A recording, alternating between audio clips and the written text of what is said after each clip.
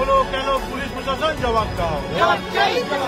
কালকে অস্ত্রবাদীর উপরে গুলি চালানো হলো কেন পুলিশ প্রশাসন জবাব দাও। গুলি লক্ষ্যভ্রষ্ট হওয়ায় অল্পের জন্য প্রাণে বাঁচলেন বিজেপি নেতা অতুল বাগদি। বৃহস্পতিবার রাতে দুর্গাপুরের ব্যানাচিতির ট্রাঙ্ক রোডের কাছে বিজেপি নেতা অতুল বাগদিকে লক্ষ্য করে গুলি চালানোর অভিযোগ তৃণমূল আশ্রিত দুষ্কৃতীদের দিকে। অভিযোগ ভিত্তিহীন, দাবি তৃণমূলের। বিজেপির 1 নম্বর মণ্ডলের ভাইস প্রেসিডেন্ট অতুল বাগদি অল্পের জন্য রক্ষা পান গুলি লক্ষ্যভ্রষ্ট হওয়ায়। ঘটনা এলাকায় চাঞ্চল্য। বিজেপি নেতা অতুলের অভিযোগ, বৃহস্পতিবার রাত্রিবেলা তার ভাই এবং ভাইয়ের স্ত্রীকে উদ্দেশ্য করে কটু মন্তব্য করে ভোলা পাসওয়ান নামক তৃণমূল কর্মী। খবর পেয়ে অতুল বাগদি বাড়ি থেকে ছুটে আসে ব্যানাচিতি বাজার সংলগ্ন ট্রাঙ্ক রোডের কাছে। অভিযোগ, ঠিক তখনই ভোলা পাসওয়ান নামে ওই তৃণমূল কর্মী ও তার দলবল তাকে লক্ষ্য করে গুলি চালায়। অল্পের জন্য প্রাণে বেঁচে যান অতুল বাগদি। কালকে রাত্রেবেলায় আমি বাড়িতে ঘুমাই, তখন 2:15 দিয়ে 2:20 এরকম বাজবে।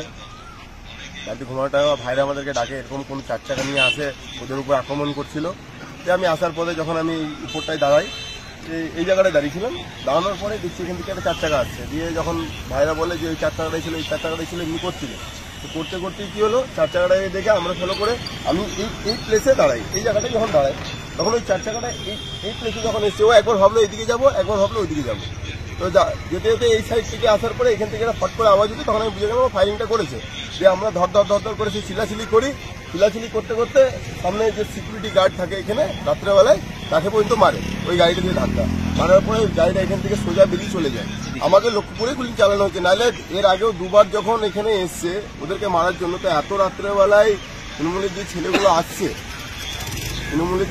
আসছে, কালকে আমাদের জানে যে আজকে মোদিজির প্রোগ্রাম আছে বর্ধমানে, সেই প্রোগ্রাম থেকে যেন বুঝতে করা যেতে পারে, সেই প্রোগ্রামটা লক্ষ্য করে যেন প্রোগ্রামটা না হয়, আমরা এখান থেকে না যেতে পারি, তার জন্য একটা প্ল্যানিং চলছিল। কিন্তু সেই প্ল্যানিংটা সফল করতে পারিনি কালকে। ওর জন্য মানে বলতে গেলে ভগবানের দেন রয়েছে, মানুষের আশীর্বাদ রয়েছে, কারো কখনো ক্ষতি করিনি, তার জন্য আমি বেঁচে গেছি। পুলিশকে ফোন করা হয়েছিল, পুলিশকে জানানো হয়েছে, পুলিশ পরে এসেছিলেন, ওর বাড়ি গিয়েছিল, বাড়িতে ও ছিল না। ভোলা পাসওয়ান, ও তৃণমূল করে। পুলিশ বললো যে ও বাড়িতে নাই, আমরা দেখছি। পুলিশ 2 বার ওর বাড়িতে যায়, বাড়িতে ও পায়নি। পুলিশ এখান থেকে চলে যাওয়ার পরে ও যেই 4 চাকার দিকে এখানে জেগেছিল, যাওয়ার পরে ও আবার রাত্রেবেলায় সেই 4 চাকা আসছে ওই সাইড থেকে, ও বাইক নিয়ে নিজের বাড়ির দিকে গেল রাত্রেবেলায়। পুলিশ যখন এখান থেকে চলে যায়, তারপরে ও নিজের বাইক নিয়ে গেল, আর ওই 4 চাকাটা ওই দিক থেকে গলি দিয়ে চলে গেল। আমরা প্রচন্ড আতঙ্কে রয়েছি। মানে থাকা অসম্ভব ব্যাপার দাঁড়িয়ে গেছে যে পার্টিটা যে দলটা করছি, আমরা বিজেপি দলটা করে কোনো ভুল করেছি, এটা আমাদের এমএলএ সাহেবকে জানানো হয়েছে। হ্যাঁ, দিলীপ দাকে আজকে জানানো হবে, আর রাত্রেবেলা দিলীপ দাকে ফোন করা হয়নি। ঘটনাস্থলে ছুটে আসে এইজন ফাঁড়ির পুলিশ। সামনের একটি দোকানের সিসিটিভি ফুটেজ দেখে পুলিশ তদন্তকে এগিয়ে নিয়ে যেতে চাইছে। এই ঘটনার প্রতিবাদে আর সন্ত্রাস মুক্ত ভোট করার দাবিতে শুক্রবার সকালে প্রতিবাদ কর্মসূচিতে নামেন বিজেপি কর্মীরা। প্রসঙ্গত দিন কয়েক আগে দুর্গাপুর ইস্পাত নগরীর এজনের কনিষ্ক সাউথ রোডের কাছে অভিষেক রায় নামে এক বিজেপি কর্মীর বাড়িতে বোমাবাজি করে দুষ্কৃতীরা। অভিষেক তৃণমূলের নমশূদ্র ও উদ্বাস্তু সেলের জেলা সভাপতি ছিলেন। তৃণমূল ছেড়ে বিজেপিতে যোগদানের পরের দিন রাতে অভিষেক রায়ের বাড়িতে বোমাবাজি হয়। অল্পের জন্য প্রাণে বেঁচে যান অভিষেক রায় ও তার পরিবার। পুলিশ এখনো সেই ঘটনার কোনো কিনারা করতে পারেনি, যদিও তৃণমূলের পক্ষ থেকে সেদিনের ঘটনায় তাদের বিরুদ্ধে ওঠা সমস্ত অভিযোগ অস্বীকার করা হয়। এই দিন অতুল বাগদিকে লক্ষ্য করে গুলি চালানোর ঘটনাতেও অভিযোগের তীর তৃণমূলের দিকে। অভিযোগ ভিত্তিহীন, দাবি তৃণমূল নেতৃত্বের। দেখুন, পুরো ঘটনাটাই ভিত্তিহীন। যিনি প্রার্থী আছেন দিলীপ বাবু, উনি কথায় কথায় মারবো, এখানে লাশ পড়বে যেখানে সেখানে, সেই মানুষের কাছে কি আশা করা যায়? বাইরের থেকে গুন্ডা নিয়ে এসে, হারমাদ নিয়ে এসে, বিজেপির হারমাদ অন্য রাজ্য থেকে নিয়ে এসে ফলস গুলি চালিয়ে তৃণমূলকে দোষারোপ করে কি করে বৈতরণী পার করা যায় সেই খেলা খেলছেন, সে খেলা বিফলে যায়। গোটা ঘটনাকে ঘিরে টানটান উত্তেজনা দুর্গাপুরের বেনাচিতি বাজার সংলগ্ন ট্রাঙ্ক রোডের কাছে। দুর্গাপুর থেকে Chanchal Chowdhury report, canvas time. BJP কর্মী অতুল বাগদির উপরে গুলি চালানো হলো কেন পুলিশ প্রশাসন জবাব দাও। কাজের প্রেসার, চাইছেন একটু রিল্যাক্স।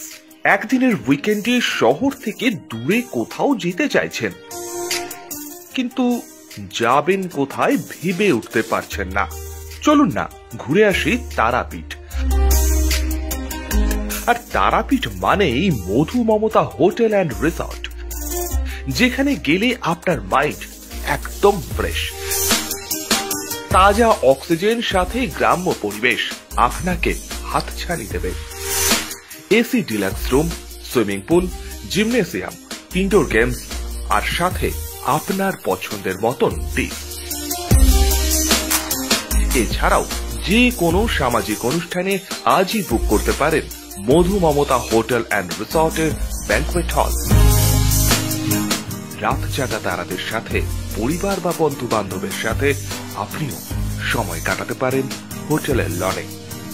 তাই ভুলবেন না, তারাপীঠ মানে hotel Madhu Mamata and resort. ঠিকানা hotel Madhu Mamata and resort, Tarapith, Tarapith road, Indian oil petrol পাম্পের ঠিক বিপরীতেই, তারাপীঠ, বীরভূম।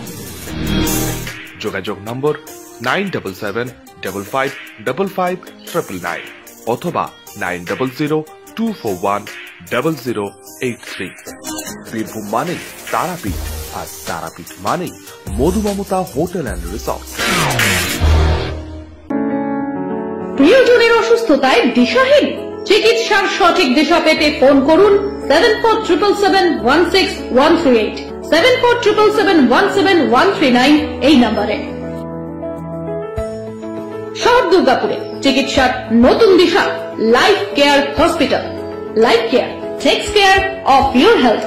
প্রবীণদের জন্য রয়েছে বিশেষ ছাড়। স্বাস্থ্যসাথী সহ সমস্ত মেডিক্লেম ইন্স্যুরেন্সের জলদি সমাধান। অভিজ্ঞ চিকিৎসক মন্ডলীর দ্বারা সঠিক রোগের নির্ধারণ ও চিকিৎসা। সিটি সেন্টারে ডক্টরস কলোনির পাশেই বর্তমানে শহরের চিকিৎসা অন্যতম epicentre life care hospital, passion for care and cure. সহজেই স্বাস্থ্যসাথী কার্ডের মাধ্যমে সুচিকিৎসার একমাত্র প্রতিষ্ঠান citizen hospital, Bidhannagar, Durgapur. Helpline number 9800897855। অ্যাপয়েন্টমেন্টের জন্য ফোন করুন 7477783932 কিংবা 9933475697 এই নম্বরে।